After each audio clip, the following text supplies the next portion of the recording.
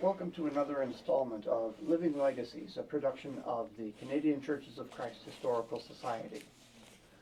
Today we are interviewing Ralph Perry, and we have a guest interviewer today, Ralph's grandson, Cody Glover. So we'll turn this over to Cody and Ralph.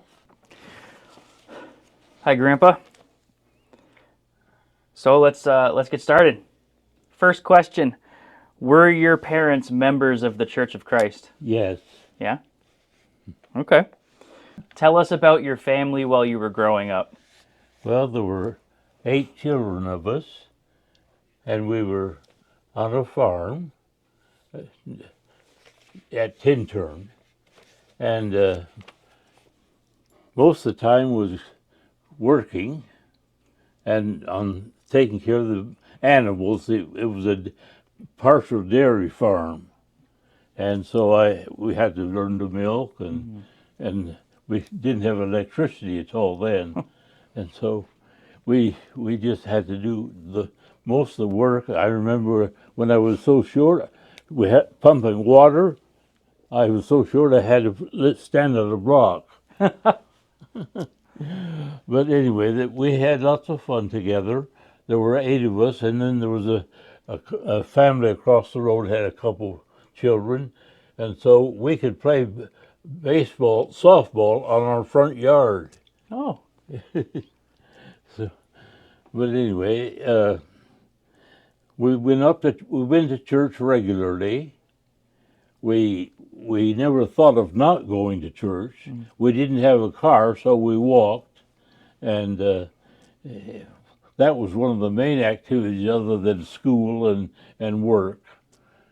So Okay. anyway, we had lots of fun. Of course, we wrestled one another and this type of thing, and enjoyed it. Donald and I did that a lot because he's just a little bit older than I am. Okay. Yeah. So I don't know what else you want. Whatever you want to share. We can move to the next question. What was worship like in the churches when you were growing up? Well, it was quite simple, Okay.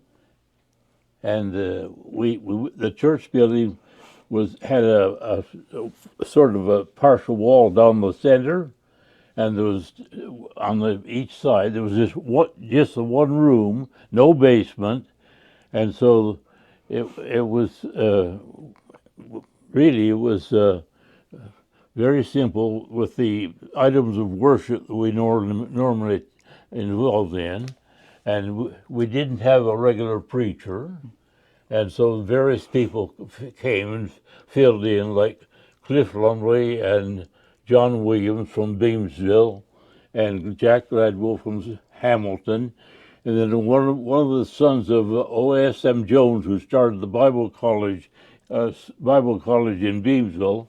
He lived over in Buffalo or someplace. He came once in a while, and once in a while, especially in the wintertime, when it was maybe a storm or something, my dad, sometimes I remember him actually reading an article from the Gospel Advocate or something like that, because we had nobody to take care of things. But basically, my dad was fairly active in the church. I remember he used to get up before breakfast in the morning, and of course we had to do the chores. But he would go to the church building and start the fires, because it was wood stoves, one on each side of the building, and he usually got the building warmed up, and then when we went, if I remember correctly, we lived lived on the right side, or we worked on the right side, and it was very simple. Okay. Yeah. Who were your mentors in the church growing up, and could you describe their influence? I don't remember especially, but for Sunday school, of course, we with just one room. The adults were in the middle, and we were in the corners, the classes, and small Okay. children, and then young people. But Annie Martin, a lady who was quite active in the church, she taught our Sunday school class quite a bit of the time, and the influence that she had on us. And then C.G. McPhee, who was the main preacher in the area, uh, he was set an example and showed interest in us. He would come once in a while when he was able to, especially Sunday evening or something like that. But I don't know of anybody else really, but those two mainly. Okay. You lived through a few major world events. You were alive during the Great Depression and I believe World War II, Yes. and even recently COVID. How did all of those major world events influence your spiritual development? And what was congregational life like during those times? I don't remember how they really had much influence. I'm sure they did in reference to the Depression, but I was more active by the time the Second World War came, and of course we didn't have a lot of young people to go off to war, so it didn't really affect the church that much. Okay. Could you describe your experience of baptism for us? Well, what I remember is at that time there was talk about the world coming to an end. The Jehovah's Witnesses were setting dates and so forth, and I knew I had been a sinner, so I was a little bit scared of what was going to happen. So anyway, we had Dr. Tallman, who was a chiropractor, B. Oliver Tallman's uncle, I think. He was in Pensacola, Florida, where he practiced chiropractic work, and he would come in the summertime once in a while. And as I recall, he was preaching at this particular time at filling in at Tintern. And my mother said something to me about being baptized. And I took it fairly seriously because of being, realizing I wasn't in a safe position. So I said something to Donald, my brother, who was a little bit older than me. So the two of us went ahead together. And we were baptized by C.G. McPhee at Beamsville because we didn't have a baptistry at Tintern at that time. And so I felt relief because my sins were taken away.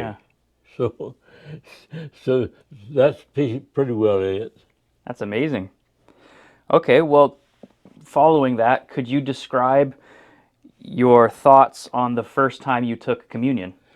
I don't remember specifically, except the fact that I was grateful for my sins being forgiven, and that here Jesus, we were remembering that He had died on the cross, and that was for us, that He went through that suffering and shame and so forth and so on.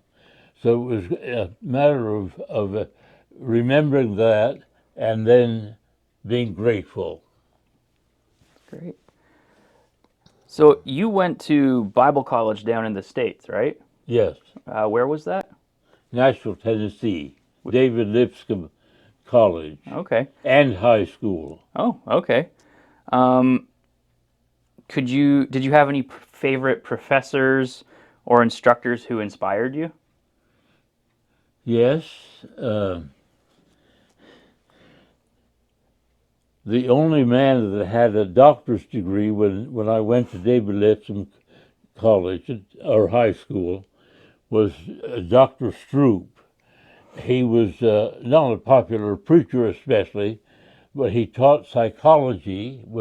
He had a doctor's degree, and he taught Bible.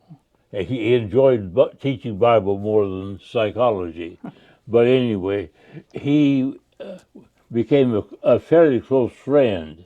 And as I went along in years, see, I took 2 years of high school in David Lipscomb High School, and then 4 years in David Lipscomb College.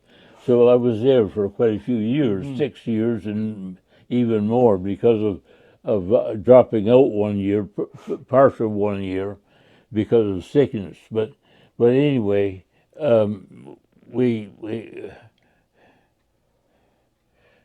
he taught a Bible class on a midweek in Nashville, and I was asked to teach a class there also. So he would pick me up in the car and take me and bring me back, and it was a good experience getting to know him, and we got to be so friendly that they invited us into their home to have meals and so forth and so on. And I knew him then because of that the rest of my life, and even after I graduated. Okay. So he was one of the main ones. And then there was Dr. Sanders, who taught philosophy and Bible, and he was the dean of the university. Okay. And he was a real sort of gentleman scholar. And I respected him highly, and his preaching was very, very meaningful and deeper than some people. And I got to know him very well. He preached at the same time he was teaching at the college. He was preaching for one of the Belmont Church in Nashville. And I would Sunday night, oftentimes I would catch a bus and go over so I hear him, because I respected him so highly. And I remember one time, I think we actually Donald and I cut the grass and things like that, and we got to know him real well. And so I respected him highly. And later on, when went in 1952, I went to Germany, thinking I might become a missionary in Germany. I'd already graduated from a university or college, and so where was I? Dr. Sanders. So the Church of Christ under Otis Gatewood had built this sort of a cathedral site building for the Church of Christ met in Frankfurt, Germany. And while I was there, they had me preach one Sunday, and afterwards somebody said to me, it sounded like J.P. Sanders. So it must have had an influence on me. That must have been quite the compliment. Yeah. Okay. Also, Barrett Baxter came. He wasn't when we first went, but he came and was head of the speech department, and he taught speech and homiletics as well as Bible. Okay. And he was highly respected all over the United States in church work. And he was, when the Herald Truth radio and TV program came along, they selected him as one of the main speakers. And so I really had a good time with him. He taught us about preaching. And we never did write out our sermons. Oh. Back at that time, we just made an outline, and then we preached extemporaneously. Oh, wow. So he was respected as the first person in the Church of Christ to have a doctor's degree in speech. Wow. And so he also wrote a book on homiletics and speaking for the Master. Okay. So I got real friendly with him, but the acquaintance didn't continue too long after school because he died of cancer. Okay. Could you tell us about your personal call to ministry? Like, how did you experience that call or make that decision? Well, when I was in school at Beamsville High School, it was called the High School and Vocational. Mm-hmm. And the first year I went to school, I failed some subjects because I had gone through elementary school, 8 years of elementary school in 6 years, Oh, wow. and had grade 8 only for a few months because when we had a change of teachers at Easter, the particular year, and the new teacher asked me if I would like to take the entrance exams into high school with the grade 8 class when I was in grade 7. So I just had that 3 or 4 months in the grade 8. So I was weak in math and English, and in math and English and what's the other one? French. Hmm. So anyway, the second year I couldn't go to high school. I had to go to the vocational school, Okay. and so midway through the school year, I dropped out of school altogether. I was only about 15. I dropped out because we had work to do on the farm when we got home from school. We rode our bicycles to get there, 7 miles each way. And so I had decided that I would just probably be a farmer. What's the use going on to school? So we went to Oma Bible camp, these Bible school we used to call it.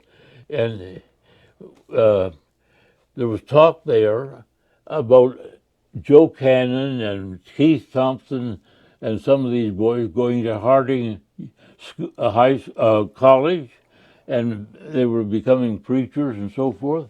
And so that had a big influence on me. I decided to go back to school because I wanted to go to Bible school, Bible college. And so the principal at the high school said he shouldn't allow me to take grade 10 in high school because I'd failed two or three subjects. So anyway, but then he said, well, because of the record of your family, like Eugene and Sister Mary and some of the others, they had such a good reputation. They were top students. Mm-hmm. So on the basis of that, Mm-hmm. he allowed me to go into high school. Okay. And so I was being prepared to go to Bible school or Bible college when I was only about 15. And so that influence, plus preachers were highly respected. C.G. McPhee and W.F. Cox were the main preachers back at that time. And some of the others came in to hold meetings, Ed Craddock and Jack McElroy and various people. So the influence of the importance of preaching, of we need to preach the world the gospel, and so that sort of was the experience. Okay. Made me make the decision. That's great.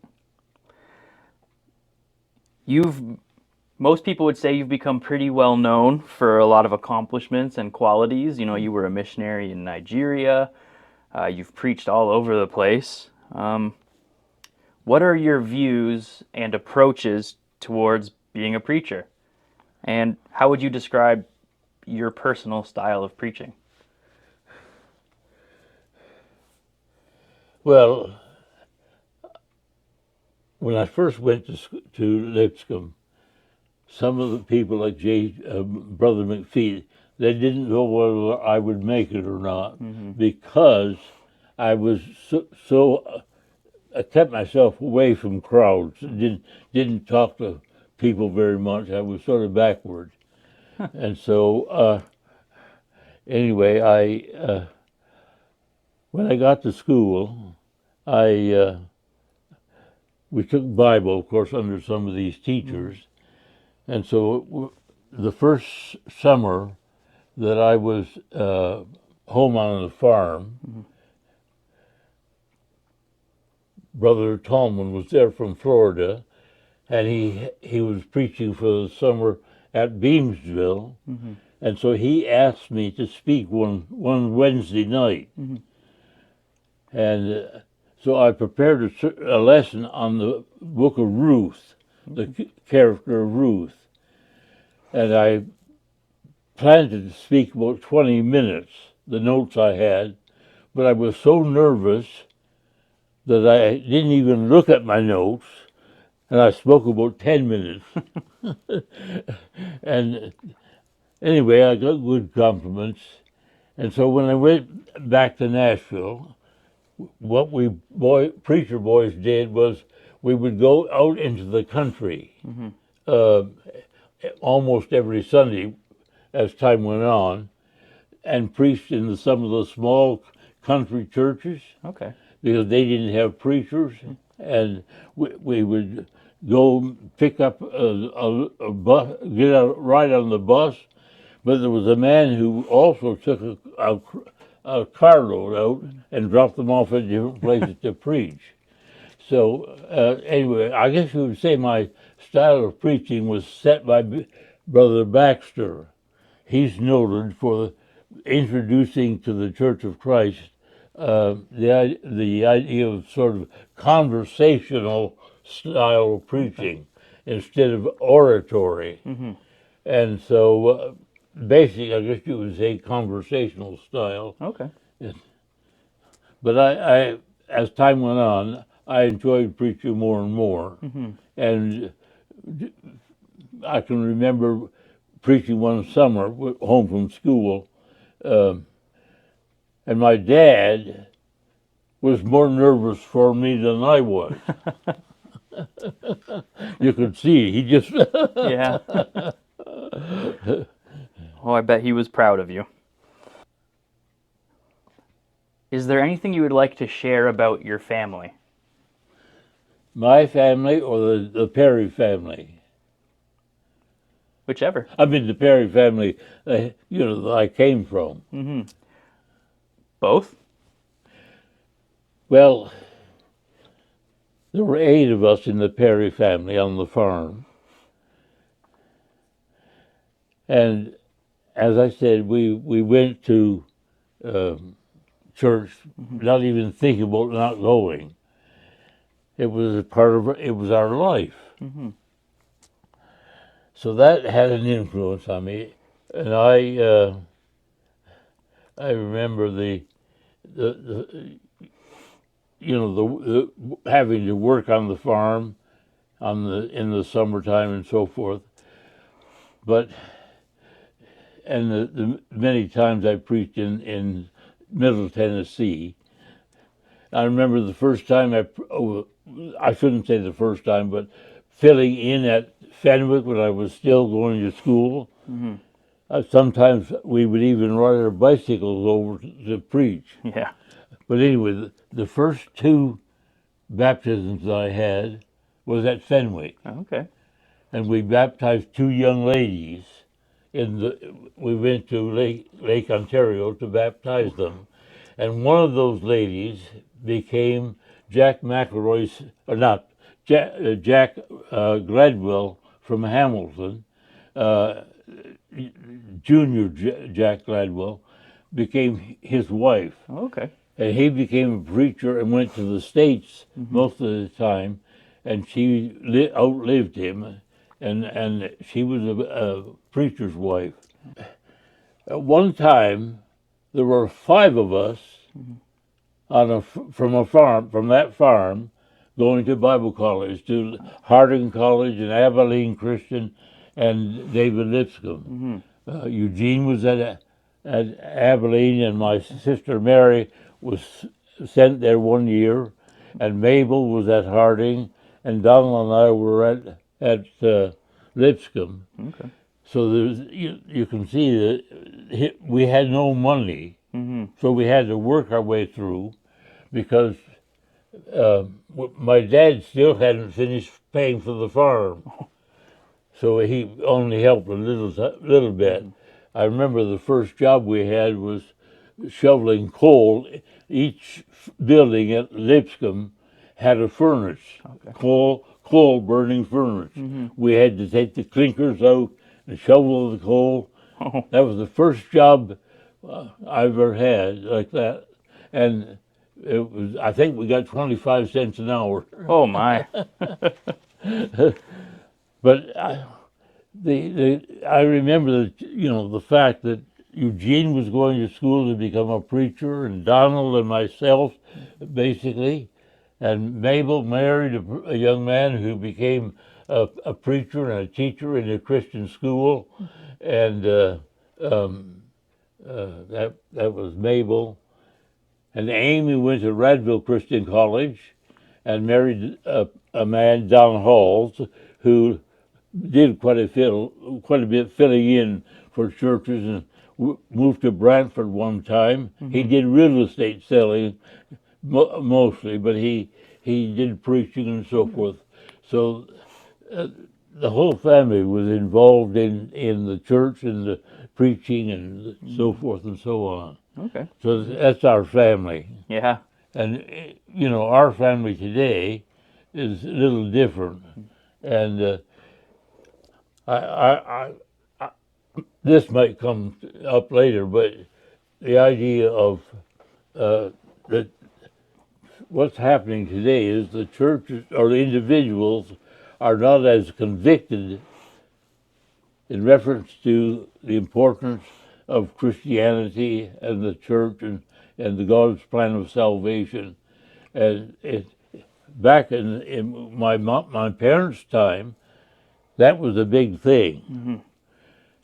And it was very scary. People felt that it was urgent that everybody become a Christian, be baptized, because if they died, they might go to hell. Yeah.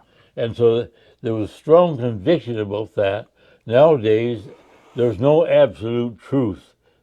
I mean, things are really not as important, and there's no urgency, or there's little urgency now in the church, and not only other churches, but Church of Christ. It's not as urgent as it used to be. Yeah, a lot of people don't even believe in hell anymore, even in some churches. Yeah. Yeah, it's crazy development. Eugene, the oldest in the family, he was in the army, and he wasn't allowed to go off to the States so he was conscripted into the army, and he was in Nova Scotia where there wasn't a Church of Christ meeting at the time, and so he bought a motorcycle to go to a church that had been the Church of Christ and was sort of drifting off at a place in Nashville or in Nova Scotia, where they at one time had a Bible school. Okay. But anyway, he went to Abilene, got his first degree in Bible, and then went on to Pepperdine, got a master's degree.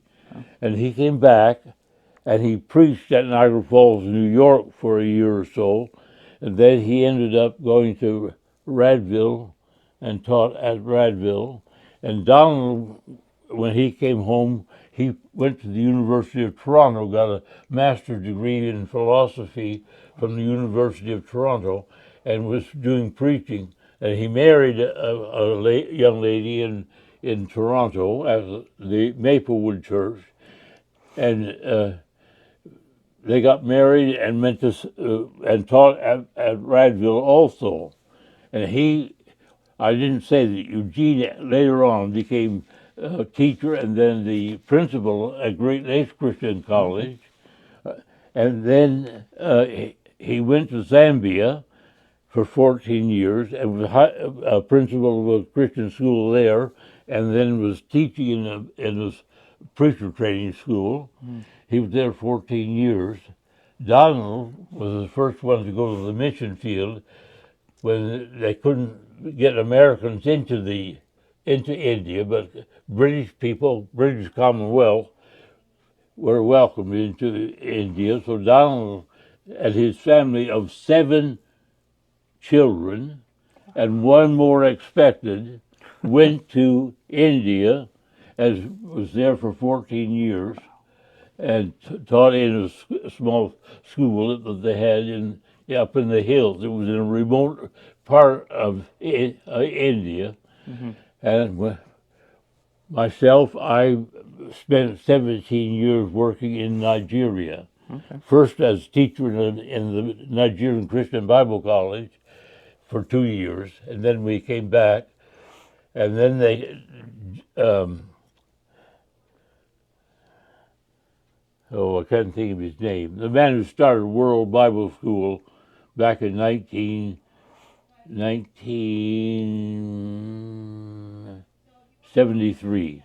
Anyway, he kept after me because he said we have hundreds of thousands of correspondence Bible students in Nigeria, and nobody's really following them up properly.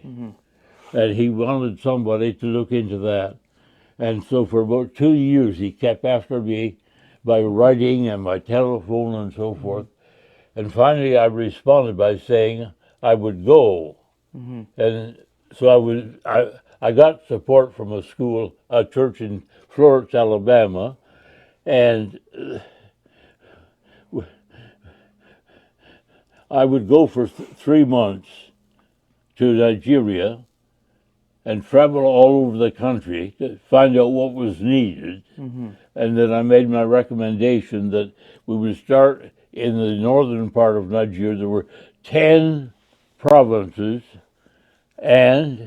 or states, and there was only, in the north, there was only one preacher in these 10 states, and there were about 25 to 28 small, struggling churches. None of them had a preacher except the one, and none of them had their own church building. And so I recommended that we send a Nigerian missionary, not an American missionary, but a Nigerian missionary, starting out with one man full-time, if possible, supported by the Nigerian churches, one to each state. And actually I was able to select, because I had taught in the Bible college, I was able to select some of the preachers to go, and actually took them to the various states, and they found out a place to stay, to live, and so forth. And at that time, as I said, in that whole area, which was quite strong Muslim, there was just only one preacher, and no buildings, and small membership. Now the members were mostly people from the southeast of Nigeria, where the church was first started by a correspondence course. And so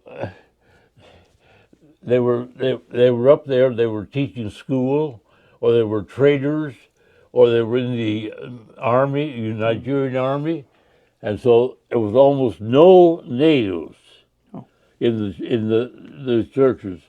So we sent missionaries into there, and they started converting through follow-up work to the World Bible School correspondence course. They started to convert the Muslims and the people in the north.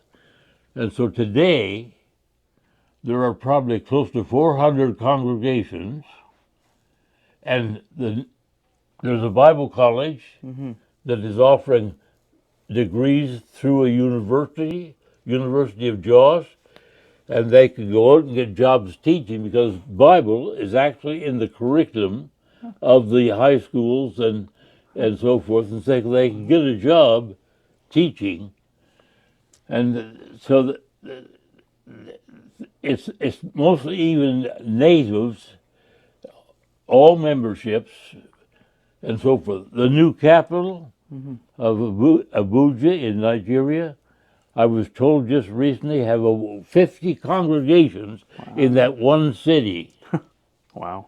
So anyway, that's what I was able to do. I didn't do the work.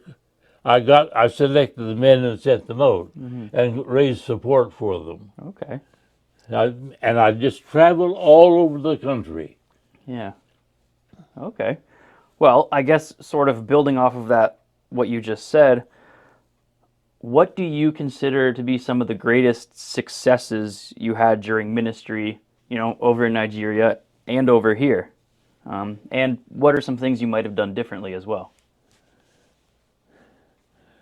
Well, before I went to Nigeria, and of course I had become interested in Nigeria because when I was at David Lipscomb College, I was in charge of a missions interest club sort of thing, and we had visitors from missionaries and so forth to come, and it was reported that the church had started in Nigeria through a Bible correspondence course that the Lawrence Avenue Church in Nashville had developed for keeping the men in the armed services faithful to Christ when they were in the army.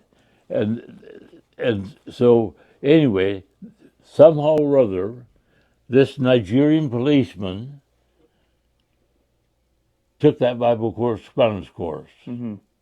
He found out, I think, through somebody in Germany about the course, and he took it, and he obeyed the gospel and started to preach. And before any white man or missionary from the U.S. went there, they figured there were 10,000 conversions. It That's went so amazing. fast. Wow. And so that's a pretty good thing. I was able to expand it into different areas. Yeah. But today they have a meeting in the southern part of the country, and I selected a Nigerian to follow me up there when I retired. And anyway, they're having get-togethers, workshops for World Bible School teachers and so forth, and they meet almost every year on a special project, and maybe 600 or 700 preachers are involved, and that has kept the work going. Okay. A black or white man, Steve Warden from down in Tennessee, took over what I was doing in the north, and he hasn't worked with World Bible School very well, but he's built this training program that actually, is developing teachers, and they're going out and doing conversion of Nigerian Muslims and so forth and so on. So putting the two together, somebody has suggested that there are more members of the Church of Christ in Nigeria than in the United States. Oh, wow. I sort of doubt that a little bit, but Yeah. anyway, one of the missionaries has made that statement. That's impressive. Oh, but anyway, before I went to Nigeria, that's where I got sidetracked. I got involved in teacher training. I was at the Strathmore Church in Toronto, and the average in Sunday school was 73 on Sunday morning. And we over 3 or 4 years, we went up to over 200. Oh, wow. And what happened was Bill Patterson, who was editor of the Christian Bible Teacher in the States, we had him come to Oma at the summer work. We developed a family get together, a sort of a worship time and a special interest every year. And I was in charge of it. I was the one that first did it. And we had him come, and he created interest in my part. He was teaching about how we develop good Bible teachers, women and men for Sunday school. Okay. And so I got interested in that, as I said, we grew at Strathmore. When we moved to London, that was the main method we used to reach out into the community where we were. It was a new development in northeastern London, and we actually started there by having a campaign with workers from Harding University and a few other places. They came and we had a campaign. We started out with a VBS, and we had close to 300 average the first year. Wow. It went on from that to close to 600 average, probably the first of the highest it's been in Canada as far as Church of Christ is concerned. Anyway, I was then asked to teach teacher training in the churches. Okay, wow. And so during a period of about 10 years, I wrote an article about teaching the Bible in the Gospel Herald for almost 10 years every week or every month. Okay. And then I went out and probably conducted teacher training in up to 25 different churches in Ontario. That's a lot. Bible school or Sunday school was a big thing then, and that was the way we reached into the community. In London especially, and Toronto, we reached into the community by following up the Sunday school kids who came. And at one of the churches was in Strathmore, that I could walk out on the streets near the building, and they'd say, "Here comes the Sunday school man." Well, they knew you. So that was a good satisfaction. And of course, starting the church in London, or working with the church in London and developing it, we put up a building and then put an addition to it. The church is not there anymore because of people not standing for the truth. And when people got discouraged because the preacher was interested in other things and teaching different ways, instead of staying and making sure he didn't continue that, they would go to different churches. And so there was nobody left there to keep the truth going. And so it was a big work that I involved in London, and then the work in Nigeria. Okay, wow. Okay. Are there any particular church events, like lectureships or something, that stand out in your ministry? You might have touched on that a bit. Not one specifically, but the lectureships at Lipscomb were quite big every year, and the people came from all over. So the influence of the many preachers, I could name off, several outstanding workers. Even Marshall Keeble, when the Jim Crow laws or the separation of whites and blacks was still in vogue. They had Marshall Keeble come to Lipscomb and getting to know him, going to where he was. He had a training school for preachers, going to visit that, and then the many men that I could name who were prominent in those lectureships.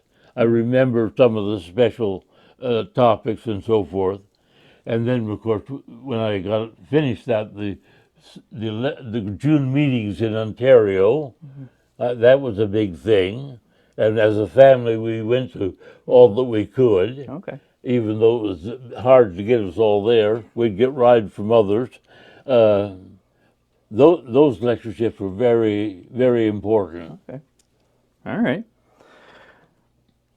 Are there any particular issues that have faced the church during your lifetime? Well, when I first went to Lipscomb, the issue down in the Nashville area had been premillennialism. It had been emphasized, and it had come to Strathmore. It had come to Strathmore from Louisville, Kentucky. And so there was an issue there, and then the anti-issue, where the people were teaching about sponsoring churches to send missionaries and to do work. They were against that, and against churches supporting or putting money from their funds to support schools, even Christian schools.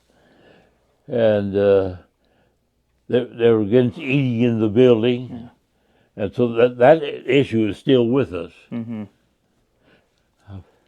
And then today, I would say the big issue is the acceptance, or our acceptance of the Bible as our final authority in practice and in teaching. Yeah. Yeah, definitely. A follow-up question of sorts. What changes have you seen in the church during your lifetime, and what do you think of them? Well, I've mentioned something already. The change was in the emphasis on the Bible, God's plan of salvation, and so forth. But also, the churches no longer are having gospel meetings, or very little, very few. Whereas when I grew up, almost all the churches had gospel meetings. Yeah. Even small churches like Tintern and so forth, and the other churches would have gospel meetings every year, sometimes every spring and every fall. And that's not done today, or very little. Mm-hmm. The anti-brethren seem to do more of that than what we're used to. Okay. Do you think that's something we should bring back? There we go.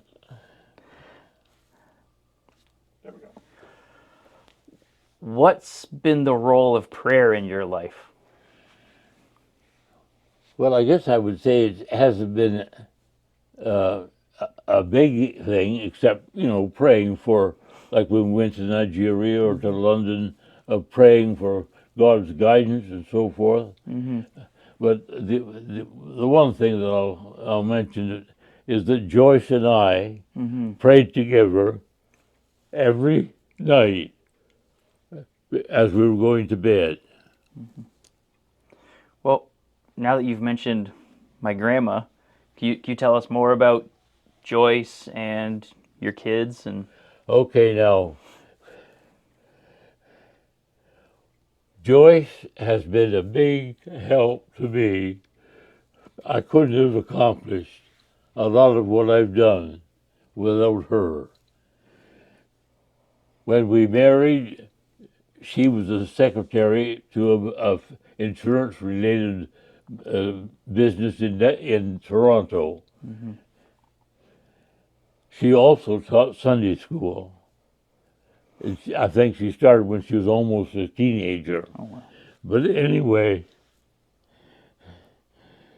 when we married, she became my secretary, unpaid, most of our life. Wow. But also, she was willing to move when I decided to go. like to move to London, Yeah. but then to go to Nigeria, Africa. Her mother thought she would never see us again.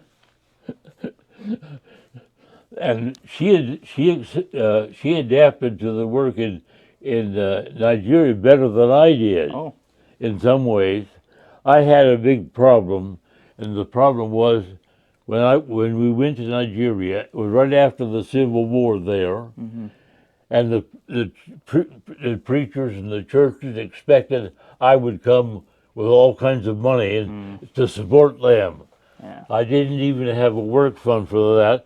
The only money that came to me was to operate the Bible college, and so really, it was hard on me. And Dr. Farrer, who was at the Nigerian Christian Hospital, he said no one should have had to go through that. It got to the point when we were living on the compound, there were some houses that were not used because we were the only missionaries there. The Americans weren't allowed to get back into Nigeria, but the British Commonwealth were, the same as in India. And so really, where was I? You were saying there's empty buildings? You were saying there was empty buildings? Oh, yeah, what I did. When I'd see somebody coming in the driveway or onto the campus, I would dread having to meet them. So it got to the point that in order to be able to do my preparation for sermons and lessons in the Bible college and in preaching, because I did a lot of preaching besides teaching,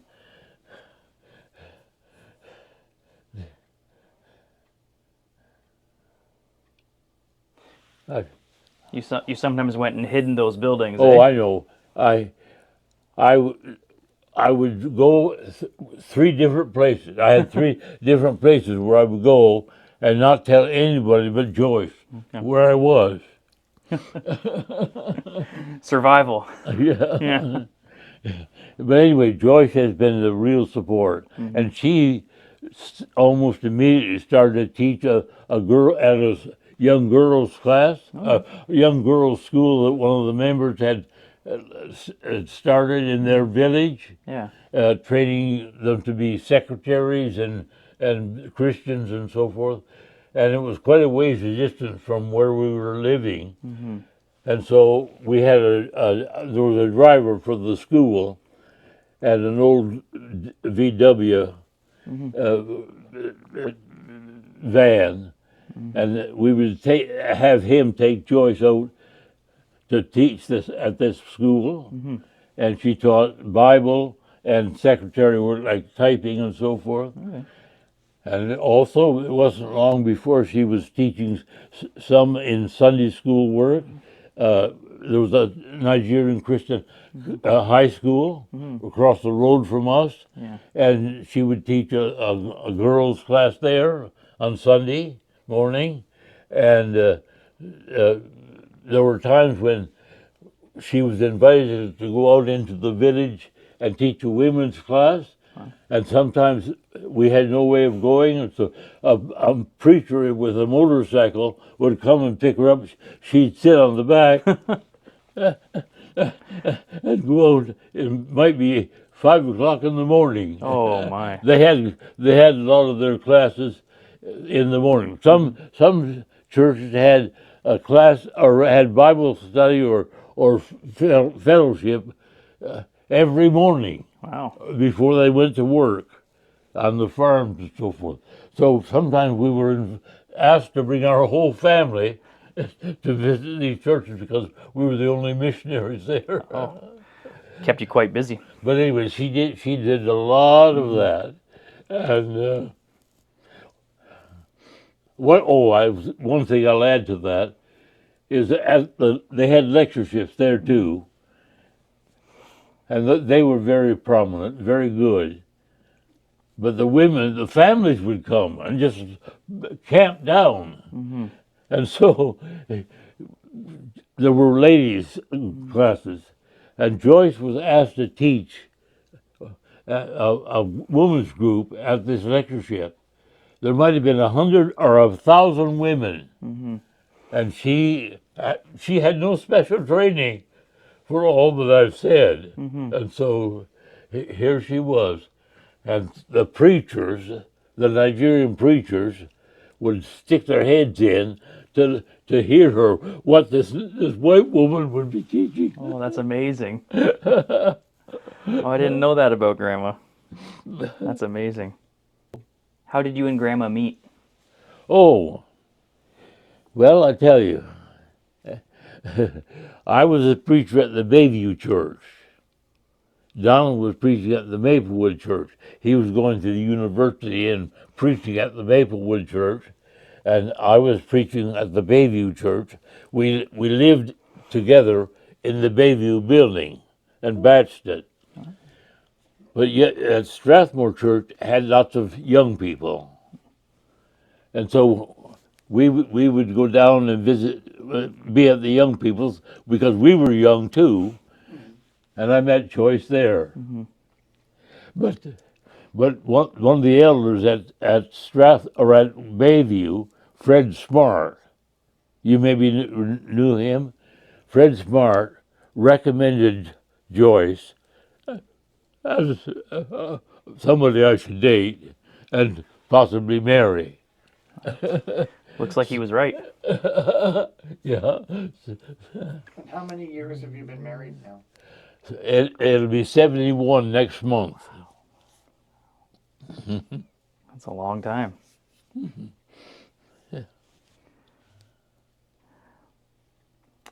Is there anything you want to add about your kids or anything like that? Well, the children went with us to Nigeria. Stephen was very apprehensive, and he had to drop out of school. And the Department of Education in Ontario offered correspondence courses, Okay. and so they were to do that. But Stephen and Gloria, the two oldest, got involved in the work we were doing more, and they missed a year or two of education. The other children, we got they took the course. Joyce used the course to supervise Donna and Ruth. Okay. Mark was around 12. Anyway, he was able to teach himself. Oh, wow. So they took 2 years' work in 1 year, because the school books were shipped just a few days after we left to go to Nigeria. They were shipped by one of the members at Strathmore. We never did get them. Oh.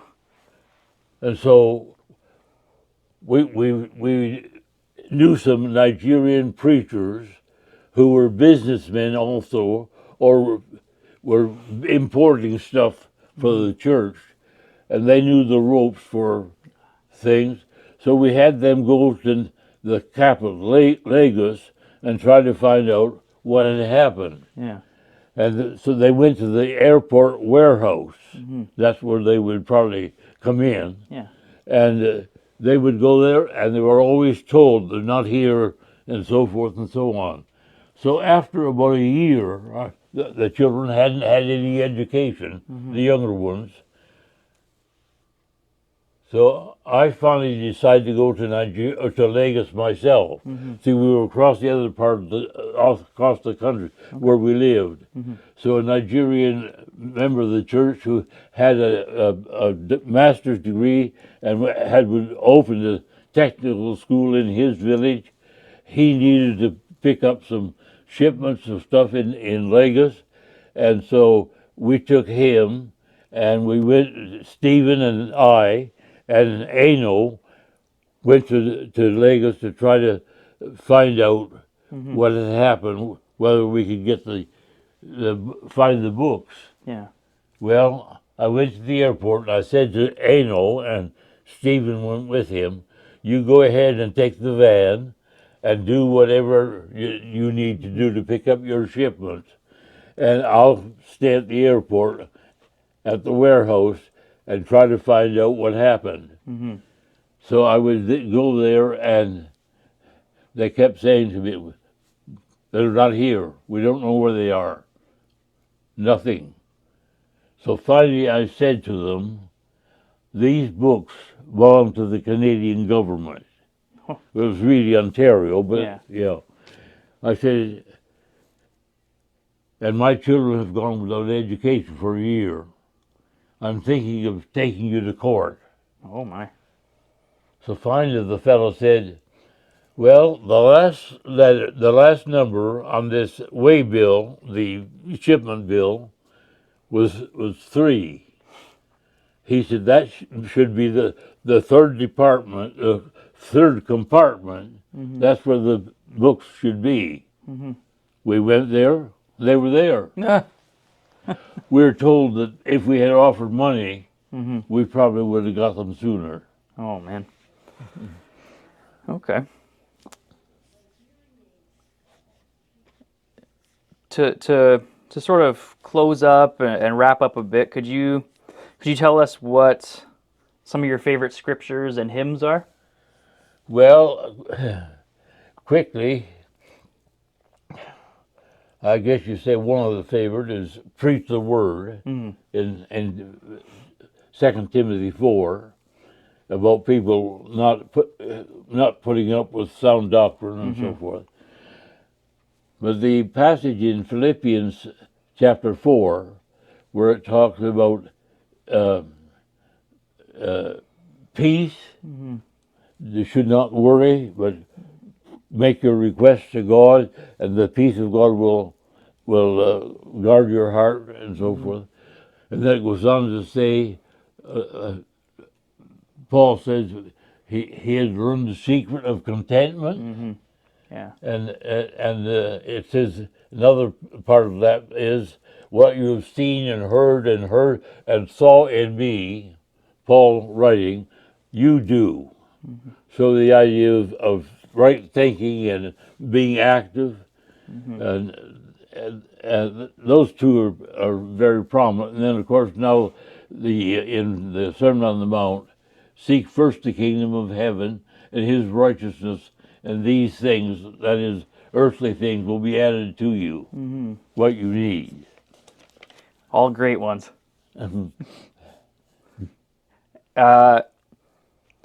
What are your hopes for the future of the Churches of Christ? Well, I wrote something over about that.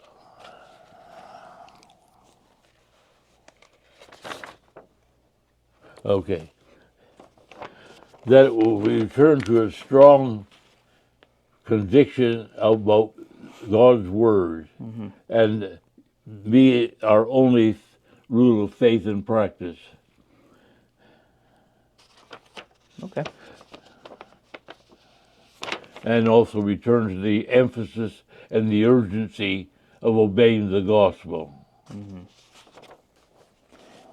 All things that I think we probably all would love for the Churches of Christ.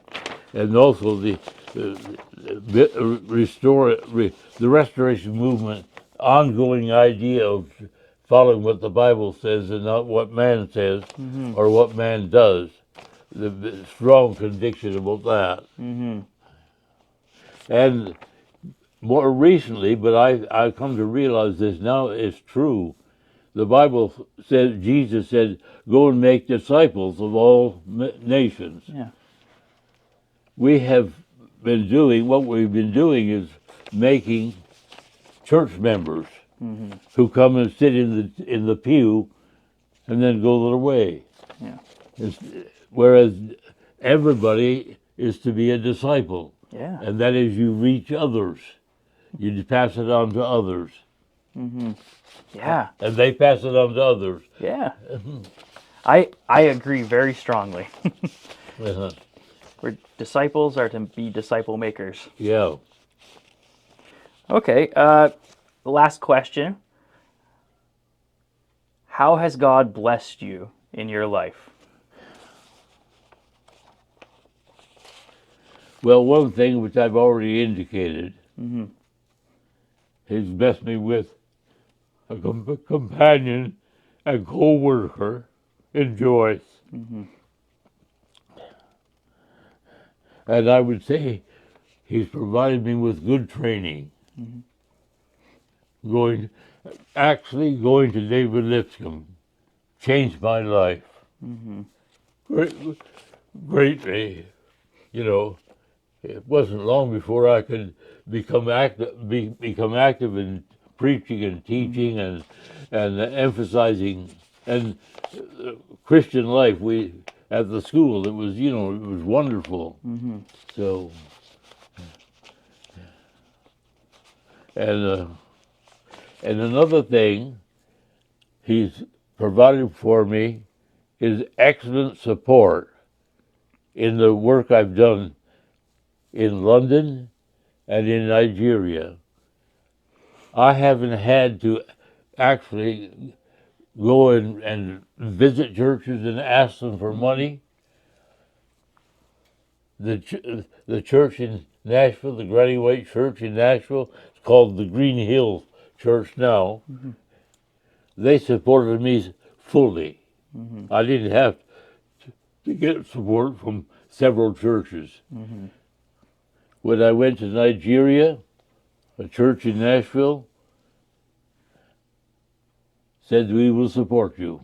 I didn't have to worry about raising money when I was asked to go. That was the first time. The second time, when I went to work with follow up on World Bible School, uh, and that I did for 15 years, I had a church that two of the elders had been missionaries to Nigeria, Hmm. so they knew the work and what to advise me. But also, they took up a collection. I wasn't asked, or they didn't ask me to raise support from other churches to help them. They took up a special mission donation every year Hmm. to cover me, Yeah. and they completely supported me while I was for 15 years. But the church in the Granny White Church in Nashville, when I went to London, after a year and a half, we hadn't had much results. Hmm. And I wrote to them and said, "You might want to discontinue supporting me. I'll get a job and continue the work." They said, "No. A city as large as London must have people who are interested in what we stand for. And as long as you're willing to stick with it, we'll stick with you." Wow, that's amazing. So I've had good support, good companion, good training. It's great.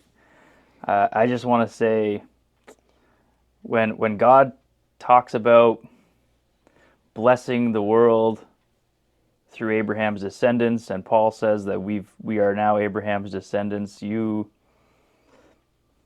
are definitely one of those people God blessed the world through. There are multiples of thousands of Christians in the world and in Nigeria now, directly and indirectly, because you faithfully served God. And I personally have been blessed to have you and Grandma as my grandparents, and you two are my heroes. See, now, families are not as all convicted as they used to be, Hmm. and you're a pleasure to have you. Thank And you. God bless you. You too. Thank you, Grandpa. Ralph, Cody, thank you so much. And I would like to end this by just taking a picture of what's above Ralph's head here. Oh, This is obviously things that he has brought back from Nigeria. yeah. A Hmm. lot of He them are has- gifts. A lot of them are gifts, okay, that he has brought back and has in a case, in a cabinet behind where he's sitting. My favorite growing up was the python skin. Oh, wow. Okay. That's a snake python snake. Wow. The skin, it's about 13 feet long. Oof. That's amazing.